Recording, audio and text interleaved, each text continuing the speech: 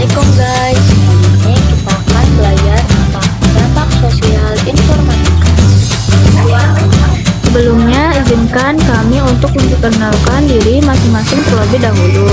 Nama saya Nasri Nurdiana Dan saya Nikmatul Aulia. Kami dari SMPN 1 Talun Ingin menyampaikan tentang dampak sosial informatika kelas 9 kurikulum Merdeka. Selamat menyaksikan. Yang pertama, kita akan membahas tentang keamanan data dan informasi. Materi pertama yang ingin kita bahas terlebih dahulu yaitu 1. Keamanan data dan informasi. Masuk ke dalam sistem asal upaya untuk melindungi data dan informasi dari ancaman yang dapat membahayakan kerahasiaan, ketersediaan, dan integrasinya. Evolusi peretasan. Berikut ini beberapa era peretasan. Era 1 1960 sampai 1970. Kegembiraan pemrograman.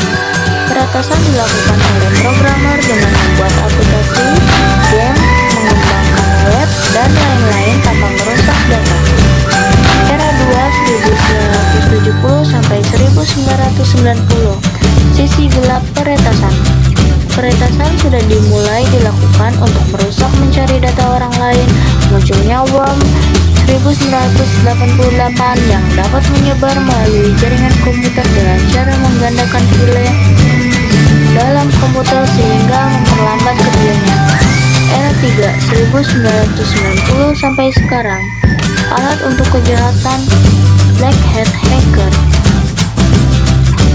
Masuk ke sistem orang lain tanpa izin dan merusaknya. Cracker.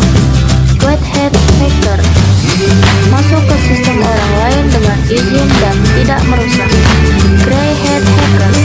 Masuk ke sistem orang lain tanpa izin tapi tidak merusak. Hacker. Selanjutnya, materi ketiga akan disampaikan oleh saya, Nima. Perkakas peretasan. Pertama, spyware, perangkat pengintai. Perangkat lunak berbahaya yang dirancang untuk menyusup ke dalam perangkat komputer dan mengumpulkan data pengguna tanpa izin. Contohnya, merekam setiap ketukan keyword, keylogger atau lnote, dan Pegasus. Kedua, ransomware, perangkat lunak berbahaya, malware yang dirancang untuk menginfeksi sistem komputer atau perangkat dan mengenkripsi data di dalamnya, dan dapat menghancurkan akses ke sistem penting hingga tebusan yang dibayar. Contohnya WannaCry dan Cryptolocker. Dan yang ketiga yaitu ada farming, DNS, Dominant Name System. Serangan siber untuk memikat atau mengalihkan pengguna ke situs web palsu. Cara atau metode penipuan dengan mencuri. Contohnya, mencuri informasi pribadi dan keuangan, lalu masuk ke dalam sistem enkripsi, data asli ke data sandi DNS pada browser deskripsi, yaitu data sandi ke data asli. Botnet. Botnet adalah jaringan komputer yang dibajak dan dikendalikan oleh pihak penyerang untuk melakukan serangan siber. Trojan Horse, aplikasi perangkat lunak Cina tetapi membawa komponen jahat di dalamnya dengan memasang virus atau mengirim surel spam ke semua kontak yang ada di buku alamat pengguna. Contohnya, Cryptolocker sama dengan ransomware yang menginfeksi file korban. Rekayasa sosial adalah memanipulasi pengguna untuk mengeluarkan informasi atau melakukan tugas yang melanggar protokol keamanan. Contohnya yaitu kemunculan virus. Phishing, kejahatan di dunia maya berupa penipu melalui surat telepon atau pesan samaran dari lembaga yang disalahkan. Contohnya, pesan email yang meminta untuk mengirimkan nama pengguna email beserta kata sandi. Worm adalah malware yang penyebarannya tidak membutuhkan media perantara. Malware menyebarnya dalam sebuah jaringan komputer. Contoh, I Love You menginfeksi virus menginfeksi puluhan juta komputer di seluruh dunia, mengakibatkan kerugian miliar dolar. Selanjutnya yaitu ada virus, baik hardware atau software untuk menyebar dan merusak sistem informasi yang lain. Contohnya, virus, ransomware, dan malware. Terakhir yaitu backdoor adalah teknik atau cara untuk masuk ke dalam sistem dengan memanfaatkan kelemahan dalam sistem tersebut secara jarak jauh. Selanjutnya membahas tentang kerawanan di dunia digital. Pertama, kerawanan sistem operasi. Pembaruan atau update pada SO mengakibatkan file SO tersebut menjadi tombol slime. Celah ini dimanfaatkan oleh para peretasan. Kedua, ada kerawanan internet. Ketika berinternet membuka sebagai situs mendownload file, kemungkinan cracker melakukan phishing, farming, atau menyebarkan malware.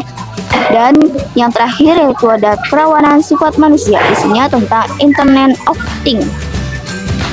Selanjutnya kita akan menjelaskan tentang perkakas untuk melindungi data dan informasi. Perkakas untuk melindungi data dan informasi ialah metode atau cara yang dapat digunakan untuk melindungi data dan informasi lainnya. Kita beralih ke contoh-contoh perkakas. 1. Enkripsi. Enkripsi ialah metode keamanan data dengan cara mengubah data asli ke dalam bentuk data sandi agar data tidak dapat dicuri dan dibaca oleh orang lain. Kedua, antivirus. Antivirus adalah software yang membantu pengguna komputer untuk melindungi perangkat dan file dari gangguan virus atau malware. Ketiga, yaitu ada aplikasi terpercaya.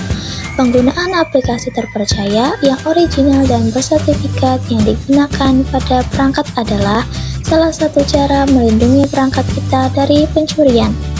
Keempat, yaitu ada alat autentikasi. Penggunaan alat atau aplikasi tambahan untuk memastikan suatu objek adalah asli. Alat autentikasi diantaranya yaitu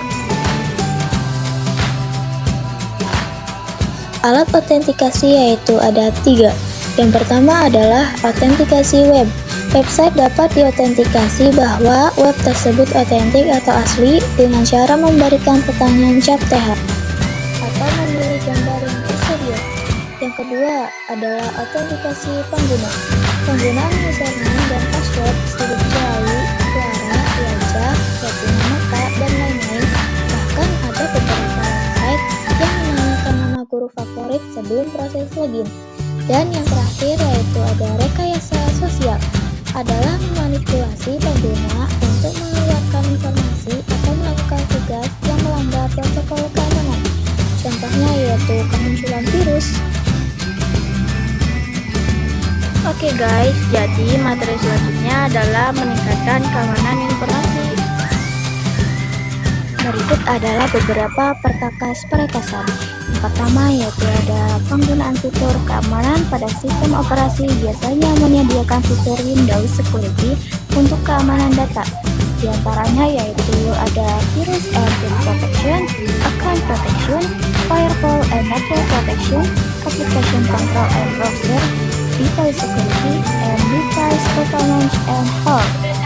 Yang kedua yaitu tentang penggunaan fitur keamanan pada perambang fitur keamanan yang penting kita lakukan saat berkoneksi internet. Di antaranya yaitu ada periksalah alamat situs. Pastikan alamat situs benar dan kita tidak masuk ke alamat yang salah. Yakinkan simbol keamanan. Penggunaan protokol HTTPS yang tampak dengan simbol gembok authenticator dari web yang kita akses. HTTPS menggunakan Transport Layer Security (TLS) atau Secure Socket Layer (SSL) yang melakukan proses-proses enkripsi. Dan yang terakhir yaitu ada lakukan pembaruan berkala pada browser atau perambang melakukan update browser secara berkala. 3. Pelacakan pada perambanan atau browser. Data riwayat saat kita browsing tersimpan pada cookie yang terdapat pada browser yang kita gunakan. Cookie akan memetakan bisaan pengguna saat berinternet dan juga dapat digunakan oleh pengiklan untuk menampilkan iklan barang yang kita sukai. 4. Bagaimana cookie bekerja? Ketika kita menulis alamat web di address bar, mengklik hyperlink, maka semua aktivitas tersebut akan dicatat di cookie, dan cookie juga dapat menyimpan informasi spesifik dari situs web yang dikunjungi. 5. Pelacakan akun. Meskipun fitur cookie telah dinonaktifkan, tapi riwayat aktivitas pada akun tetap tersimpan bisa dilacak.